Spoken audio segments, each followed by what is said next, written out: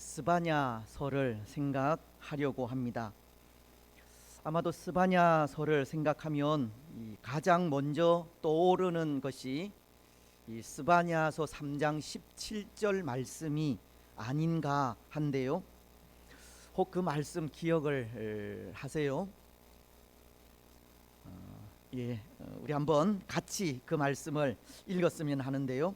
말씀을 보실 분들은 보시고 혹 말씀을 암송하시는 분들은 암송하면서 이 말씀을 함께 읽었으면 좋겠습니다. 시작. 너의 하나님 여호와가 너의 가운데 계시니 그는 구원을 베푸실 전능자이시라. 그가 너로 말미암아 기쁨을 이기지 못하시며 너를 잠잠히 사랑하시며 너로 말미암아 즐거이 부르며 기뻐하시리라 하리라. 아멘. 때로 우리는 은혜로운 이 말씀을 통해 많은 위로를 받기도 하고 또 그렇게 받는 위로를 통해 이 스바냐서라는 이 책에 대해 이 좋은 느낌을 가지게 되기도 합니다. 오늘 하나님의 백성 된 우리의 모습은 결코 하나님의 기쁨이 되지 못하지만 그럼에도 하나님은 하나님의 백성 된 우리의 모습을 향해 기뻐한다고 하시고 잠잠히 사랑한다고 하시며 우리로 말미암아 즐거이 노래하고 기뻐할 것이라 말씀하시기 때문입니다. 이런 과분한 격려의 말씀을 듣기엔 너무나도 부족한 존재임에도 우리를 향하신 하나님의 마음이 기쁨이라 말씀하시기에 그 말씀이 우리에게 큰 위로가 되지 않을 수 없는 겁니다. 그렇지 않습니까?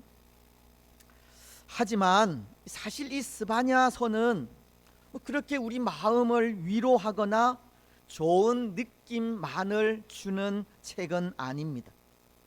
때로 하나님은 그의 백성들을 향해 내가 너로 말미암아 기뻐하고 너를 잠잠히 사랑하며 너로 말미암아 즐거이 노래 부르며 기뻐할 것이라 라고 하시기에 그 말씀을 통해 위로와 좋은 느낌을 가지게 되는 것은 사실이지만 이 책, 이 스바냐서는 하나님의 임박한 심판을 알리는 이 경고가 담긴 책이기도 하기 때문입니다. 하나님은 하나님께서 사랑하시는 그의 백성들이 죄악 가운데 빠져 우상을 섬기자 그들을 다시금 하나님께로 돌이키게 하시려고 무서운 심판의 말씀을 선포하신 책이 이 스바냐서라는 겁니다. 그런데 여러분, 이 스바냐서가 기록된 때가 유다의 왕 요시야 때인데요. 우리가 잘 알듯이 이 요시야 왕은 유다의 3대 성군 중에 한 사람으로 종교 개혁을 일으킨 왕이지 않습니까? 그는 아주 어린 나이인 8살에 왕위에 올라 성전을 청소하던 중 율법책을 발견하게 되고 그 율법책을 읽으면서 그동안 유다가 율법의 말씀대로 유월절을 지키지 않았던 것을 기억하면서 하나님 앞에 통회자복하고 새로운 부흥의 역사를 일으키게 됩니다. 열왕기 하서는 23장 23절로 25절을 통해 그 상황을 이렇게 말씀하십니다. 요시야 왕 18째 해에 예루살렘에서 여호와 앞에 이 유월절을 지켰더라. 요시야가 또 유다 땅과 예루살렘에 보이는 신접한 자와 점쟁이와 드라빔과 우상과 모든 가증한 것을 다 제거하였으니 이는 대제사장 hil기야가 여호와의 성전에서 발견한 책에 기록된 율법의 말씀을 이루려 함이니라. 요시야와 같이 마음을 다하며 뜻을 다하며 힘을 다하여 모세의 율법을 따라 여호와께로 돌이킨 왕은 요시야 전에도 없었고 후에도 그와 같은 자가 없었더라. 요시야 왕은 신앙을 새롭게 하기 위해 그동안 지키지 않았던 유월절을 지키게 되었고, 유대에 있는 모든 우상과 가증한 것들을 제거하는 종교 개혁을 일으키게 되었습니다. 요시야는 전에도 없었고 후에도 그와 같은 왕이 없기까지 하나님 앞에 신실하게 행한 왕이었다는 겁니다. 하지만 이 요시야가 그렇게 유다의 신앙을 새롭게 하고자 일으킨 이 종교 개혁은 일반 백성들의 삶 깊숙한 곳까지는 영향을 미치지 못한 것 같습니다. 당시 여호와 하나님을 섬기는 사상은 수립이 되었을지 몰라도 백성들은 여전히 이방신을 섬기고 있었다는 겁니다. 유대 백성들은 여전히 하나님을 떠나 우상을 숭배하는 이 영적 질병 가운데 있었다는 겁니다. 한편으로는 종교개혁이 일어나 하나님을 섬기는 사상이 다시금 확립되어 가고 있지만, 또 다른 한편에서는 여전히 우상을 숭배하는 악습을 버리지 못하고 영적으로 깊은 질병 가운데 있었던 겁니다. 이것이 당시의 현실이었습니다. 어쩌면 선과 악이 공존하여 그 간격을 도무지 허물어뜨릴 수 없는 참으로 혼란스러운 상황이 그 시대의 상황이 아니었나 합니다. 여러분, 이런 상황 속에 그 둘의 막힌 담을 어떻게 허물어뜨릴 수 있겠습니까? 무엇을 통해 요시야가 추진하던 이 종교 개혁을 완성할 수 있겠습니까? 말씀의 선포를 통해서입니다. 하나님의 선포되는 그 말씀으로 인해 우상을 숭배하는 악습을 깨뜨릴 수 있다는 겁니다. 왜냐하면 하나님의 말씀은 그 자체가 능력이기 때문입니다. 히브리서 4장 12절이 그것을 말씀하지 않습니까? 하나님의 말씀은 살아있고 활력이 있어 좌우의 날선 어떤 검보다도 예리하여 혼과 영과 및 관절과 골수를 찔러 쪼개기까지 하며 또 마음의 생각과 뜻을 판단하나니. 하나님의 말씀은 좌우에 날선 어떤 검보다도 예리하기에 하나님의 말씀이 참과 거짓을 분별하는 겁니다. 참과 거짓을 분별하여 거짓된 것을 물리치는 것은 오직 하나님의 말씀밖에 없습니다. 그래서 하나님은 선지자로 스바냐를 부르시고 그를 통해 살아있고 활력 있는 하나님의 말씀을 선포하게 하심으로 이 거짓된 것들로 혼란스러운 그 시대를 새롭게 하려 하신 겁니다. 일각에선 새로운 부흥이 일어나고 있지만 여전히 옛 습성을 버리지 못하는 백성들을 향해 혼과 영과 및 관절과 골수를 찔러 쪼개는 심판의 말씀을 선포하게 하셨다는 겁니다. 그리고 그 심판의 말씀으로 다시금 하나님의 약속을 기억하여 하나님의 품 안으로 돌아오게 하신 겁니다. 뿐만 아니라 심판의 선포에 돌이켜 다시금 하나님께로 돌아오는 백성들에게 하나님은 내가 너로 말미암아 기뻐한다는 위로의 말씀을 선포하게도 하신 겁니다. 그렇습니다. 사랑하는 여러분, 어쩌면 오늘 우리도 그럴지 모릅니다. 오늘 우리에게도 이 영적 갈급함을 가지고 잃어버린 신앙을 회복하려는 마음을 가진 분이 있는 반면 여전히 변화되거나 새로워지기를 싫어하고 옛 습성에서 헤어나오지 못하는 분들이 있을지 모른다는 겁니다. 영적 회복과 무기력함 사이에서 갈등하고 있는 분들이 있을지 모르는 겁니다.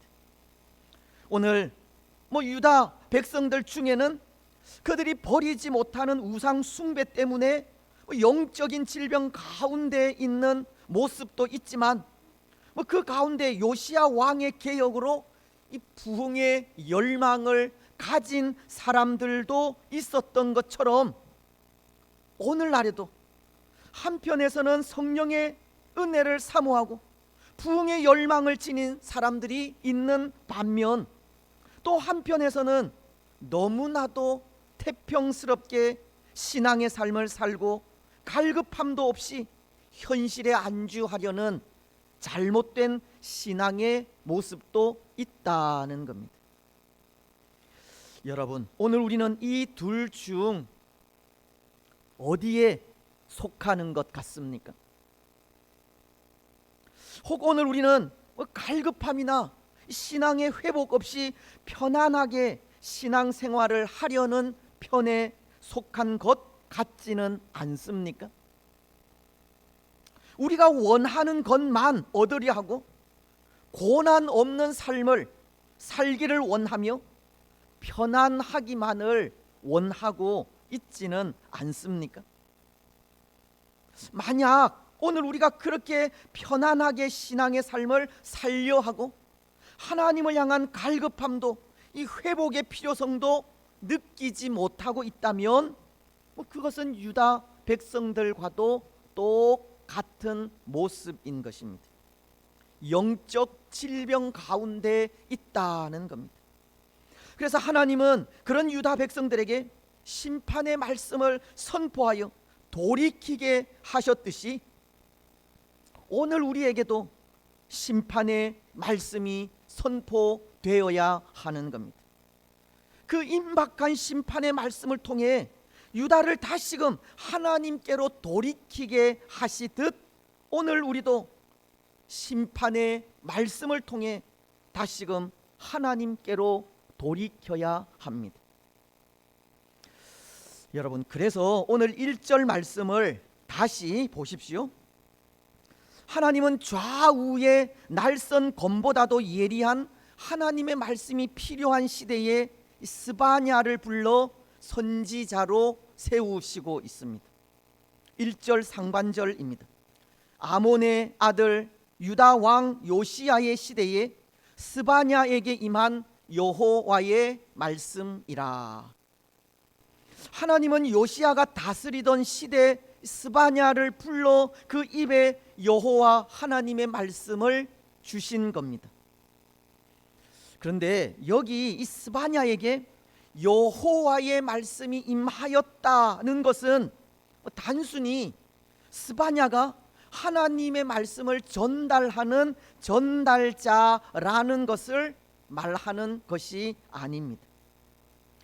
여호와의 말씀이 임하였다는 것은 스바냐 이외의 다른 선지서의 서두에서도 종종 사용되는 그런 표현인데요, 이 말씀은 하나님의 권위가 담긴 하나님의 절대적인 말씀이 임하였다는 표현입니다. 다시 말씀드리면 이것은 하나님께서 스바냐를 통해서 말씀하신다고 하는 소극적인 의미보다 스바냐를 통해 하나님께서 직접 말씀하신다는 이 적극적인 의미가 담겨져 있는 겁니다. 하나님은 선지자를 통해서 직접 말씀하시는 겁니다. 선지자의 그 말씀은 곧 하나님의 말씀이라는 겁니다. 그렇습니다. 사랑하는 여러분, 선지자의 말씀은 곧 하나님의 말씀입니다. 하지만 때로 오늘날은 하나님의 절대적인 권위가 담긴 말씀을 듣는다는 것이 참 어려운 시대가 아닌가 합니다. 하나님의 이름으로 선포되어 큰 영향력을 미치는 말씀들이 적은 시대라는 겁니다. 어쩌면 하나님의 이름으로 선포된 말씀이 아무런 파급력을 끼치지 못하는 시대가 된 것도 같습니다. 하나님의 말씀을 단지 교장 선생님의 따분한 훈시나 교훈 정도로 생각하는 경우도 있습니다. 오늘 이 시대에 하나님의 이름으로 선포되는 말씀이 홍수와도 같이 많아서 그렇겠습니까? 사실 오늘 이 시대에 얼마나 많은 말씀들이 쏟아지고 있습니까? 장마철에 많은 비가 내리면 그 비가 홍수를 이루기도 하듯 오늘날이 그런 것 같습니다. 하나님의 말씀이 책을 통해 방송을 통해 홍수와도 같이 쏟아지는 시대라는 겁니다. 그래서 그렇겠느냐 하는 겁니다. 하나님의 말씀이 홍수와도 같이 넘쳐 흘러서 말씀의 권위를 느끼지 못하는 것이겠느냐는 겁니다. 아니면 말씀을 전하는 자들이 말은 잘하지만 영적으로 타락하고 부패해서 그렇겠습니까? 그것도 아니면 하나님의 말씀을 받는 사람들이 말씀 듣는 것을 거부해서 그렇겠습니까? 근데 사실 홍수 때 마실 물이 귀하다고 이 시대는 그렇게 말씀이 홍수를 이루고 있는 시대여서 권위 있는 말씀이 적을 수도 있습니다. 오늘날은 영적 통찰력이 없이 마구 쏟아지는 말씀들이 많다는 겁니다. 때로 설교자가 자신을 드러내기 위해 설교하기도 하고 사명감 없이 직업적으로 설교를 하는 경우도 있습니다. 그래서 그런 말씀들이 하나님의 이름으로 다가가 영적 성장을 가져다 주는 것이 아니라 오히려 나태하게 하고 게으르게 하는 경우도 있는 겁니다. 어쩌면 오늘 이 시대는 스바냐에게 임한 여호와의 말씀이라는 이 구절이 참으로 그리운 시대가 되었습니다. 하나님의 권위가 담긴 하나님의 말씀이 참 귀한 시대가 되었다는 겁니다. 그래서 실은 저도 그것이 고민이 아닐 수가 없습니다. 어떻게 권위 있는 하나님의 말씀을 전할 수 있을까? 그것이 고민이 아닐 수 없다는 겁니다. 저도 부패한 인생이기 때문입니다. 그래서 항상 기도하는 것이 정직하고 진실하며 성실하자는 겁니다. 왜냐하면 그래도 그런 삶에서 권위 있는 말씀이 나오기 때문입니다. 물론 앞서 하나님의 말씀은 말씀 그 자체만으로도 능력이 있다고 하였지만 말씀은 사람이 선포하는 것이기에 전하는 분들이 전하는 말씀대로 살아가지 않고서는 역사하지 않기 때문입니다. 말씀이 말씀되기 위해서는 진실하고 정직하게 그리고 성실하게 말씀대로 살지 않으면 안 된다는 겁니다. 그래서 진실하신 예수님처럼 진실하고 성실한 사람이 되기를 기도하지 않을 수 없는 겁니다. 고린도 전서는 4장 20절을 통해 이렇게 말씀하십니다. 하나님의 나라는 말에 있지 아니하고 오직 능력에 있음이라. 사람을 변화시키고 새롭게 하는 일은 현란한 말솜씨에 있는 것이 아니라는 겁니다.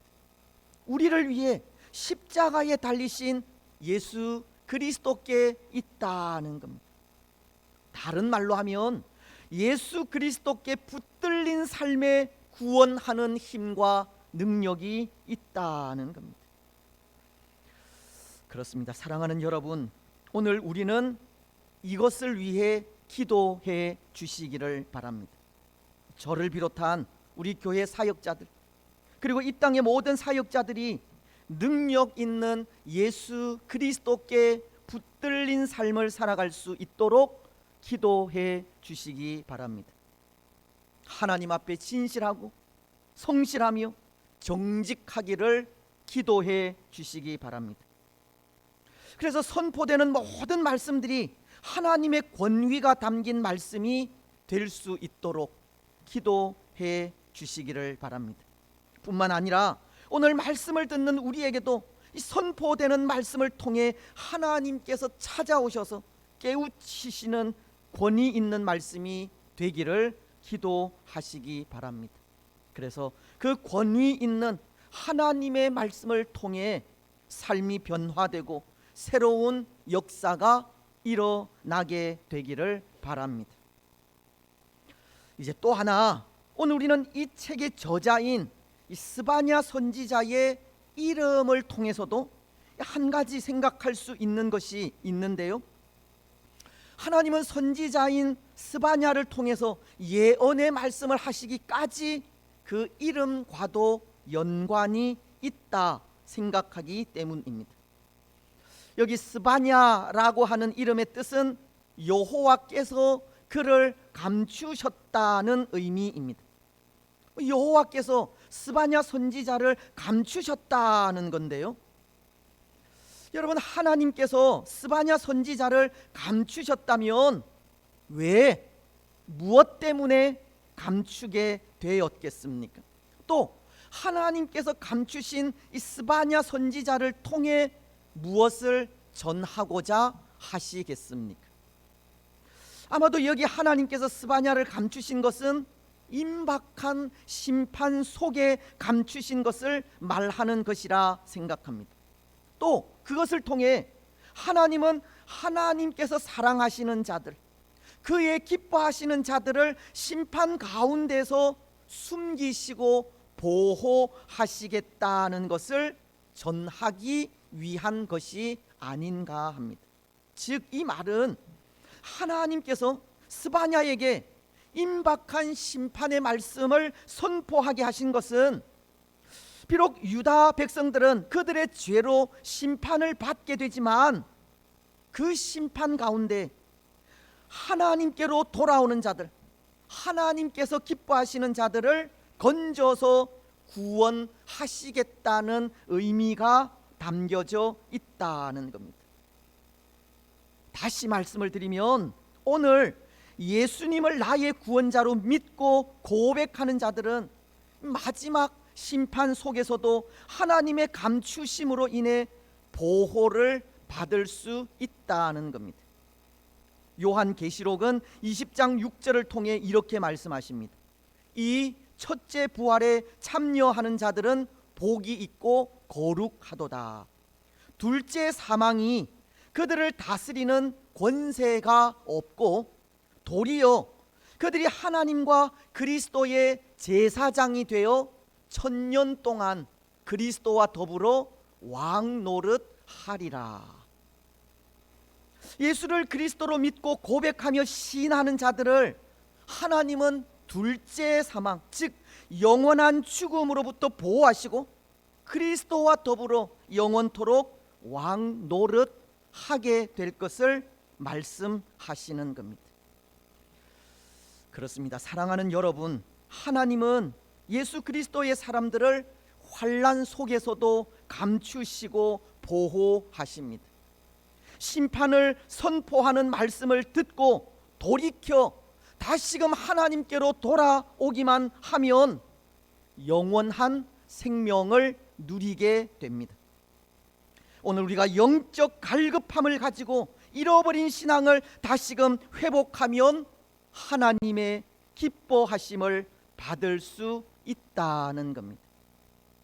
오늘 우리는 다시 한번 이 영적 갈급함을 가지시고 주께로 나와 우리를 사랑하시는 하나님의 사랑 가운데 거하시기 바랍니다. 그래서 그 사랑을 통해 항상 하나님의 보호하시는 인도를 받는 복된 성도들이 되시기를 바랍니다. 이제 말씀을 맺겠습니다. 사랑하는 여러분, 하나님은 심판 가운데에서도 그의 사랑하시는 자들을 안전하게 지키십니다. 변함없는 사랑으로 인도하시고 보호하십니다. 오늘 우리는 다시 한번 하나님의 사랑과 기쁨이 되시기 바랍니다. 우리 속에 하나님을 향한 열망을 가지시고 또 한 번 부흥의 불길을 사모하시기 바랍니다. 우리 가운데 하나님의 권위 있는 말씀이 임하시기를 간절히 기도하시고 말씀이 선포될 때마다 아멘으로 받으시며 말씀을 통해 다시 한번 예수 그리스도께로 돌아오시기 바랍니다. 그래서 다시금 주께로 돌아온 자들을 향해 내가 너로 말미암아 기뻐하고 너를 잠잠히 사랑하며 너로 말미암아 즐거이 노래 부르며 기뻐할 것이라는 복의 말씀을 듣는 복된 성도들이 되시기를 주님의 이름으로 축복합니다. 아멘.